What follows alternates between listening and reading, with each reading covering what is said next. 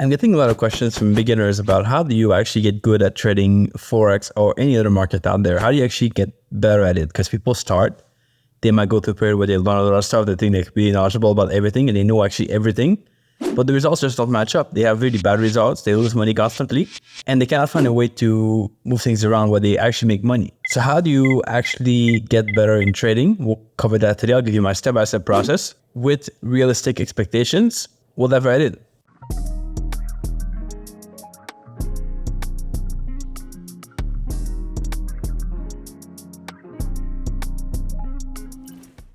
All right, so if you're someone who tries to get better at trading, it's going to be very hard to not rush through that process. Most people want to get to the end result so quick. They want to find a profitable strategy now and get results now. And oftentimes you're just going to do it. You got to go through a stage where you try different things. And I know there's people who say like, oh, you should not strategy jump. You got to stick to one thing.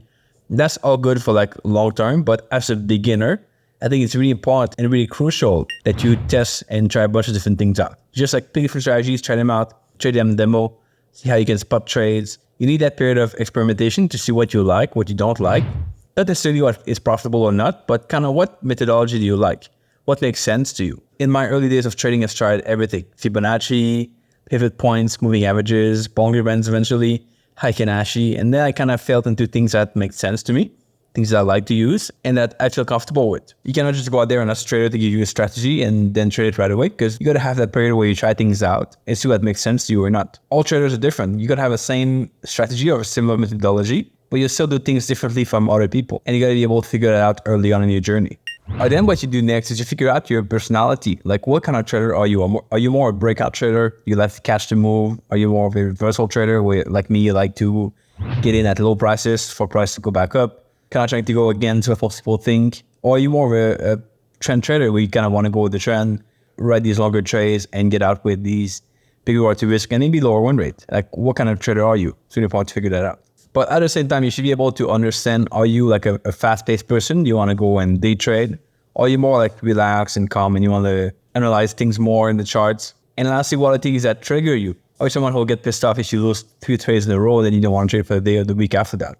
Or are you going to be able to maintain these lower win rates? I know for me, my sweet spot is like somewhere between about 60% is a good win rate for me. I'm trying to target these one-to-one moves as a first take profit. I'll have other targets later on that will be more flexible and will give me a better reward to risk. But for that first initial move, I want to have a one-to-one and try to win this close to 60% of the time, minimally.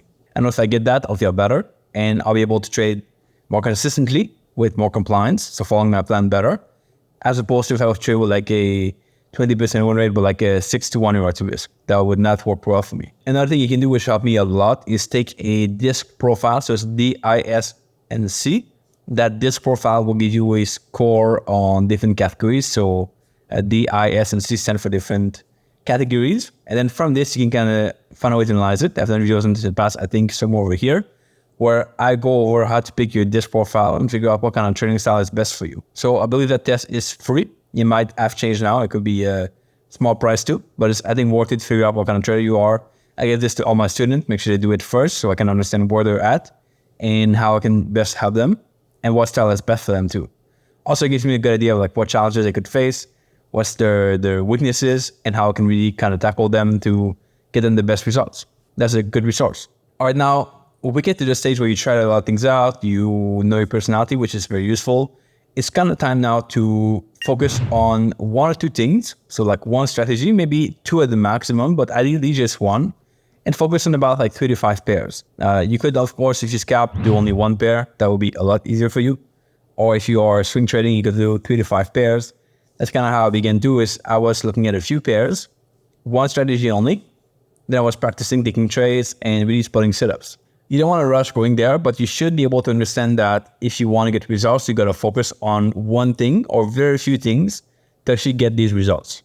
If you always stick in the trying a bunch of stuff mode, then that's not going to work well for you. You cannot get results consistently with that mindset. But don't rush it. Go there when you feel like it. Go there when you're ready, when you're tired of trying things out. Then you can go and start to actually make money. And that's where we start with focusing on 1 thing and 3 to 5 pairs if you swing trade. Less if you day trade or scalp, definitely. But the main thing here, the main point is you want to be able to track these in a journal somewhere. You track your trades in a journal. Now that's super crucial because every week you will go back and you will review these trades.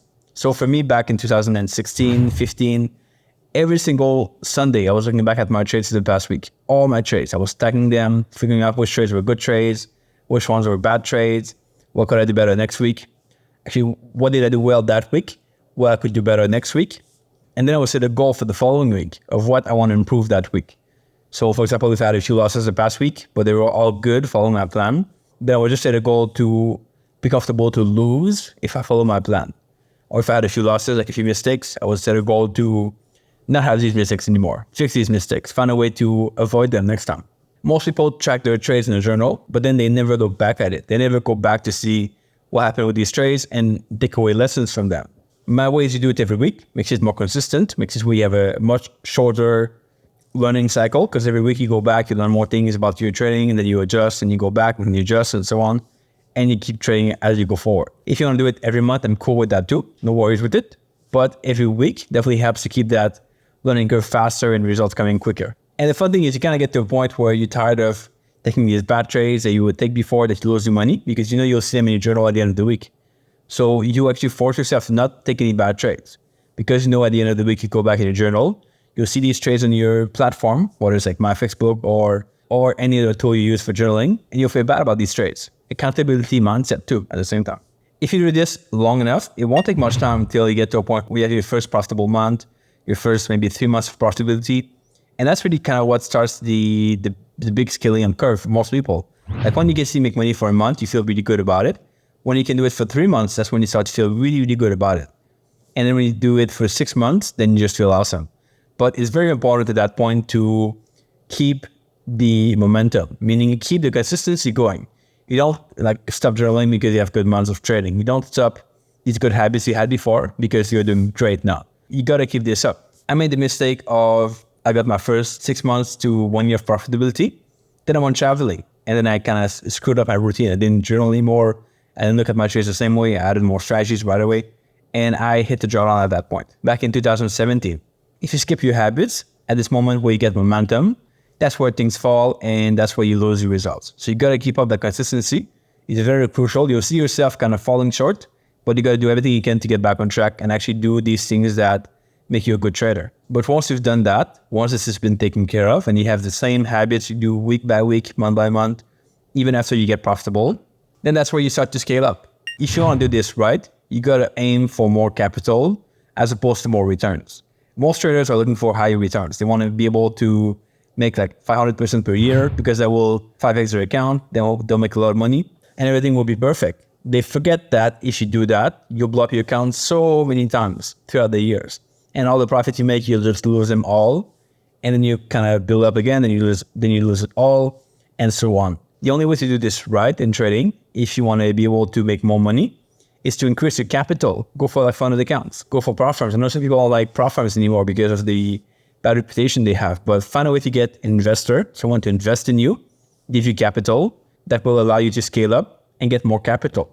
If you want to go with your savings from your job, that's cool too. It will take more time to build your capital. You can still do it, but I think prop firms or investors or anything of the sort will help you build capital faster and get you bigger returns faster. But it's very crucial not to try to aim for bigger returns. I'll try to go for like 5% a month, 8% a month. Keep it to 1 or 2% a month, or even 3% a month. Then go for that amount of money on bigger capital. If you do 10% on a $10,000 account, that's $1,000 a month. If you do a lot less return, a 1% on $100,000 from an investor, that's the same amount. That's $1,000. Now you could probably do like 2% a month, 3% a month on that kind of account. Do some more like 30, 36% per year. And then you'd be good. You'd be forever set for this capital and you'll be able to get good results. So aim lower for returns, keep it low risk, but build up your capital and scale up that way. Now, I've done a lot of videos about how to scale up your trading that way, how to get fund accounts. If you want to see those, I'll put them in the corner over here. You can definitely check them out. There's a lot of good value there to be able to help you scale up. Things you got to do first. Don't miss this part. Leave your comments below. Tell me what you think of this video. And check out this video next over here. Make sure you subscribe if it's not done yet. And I'll catch you back here in the next video right here pretty soon. Ciao.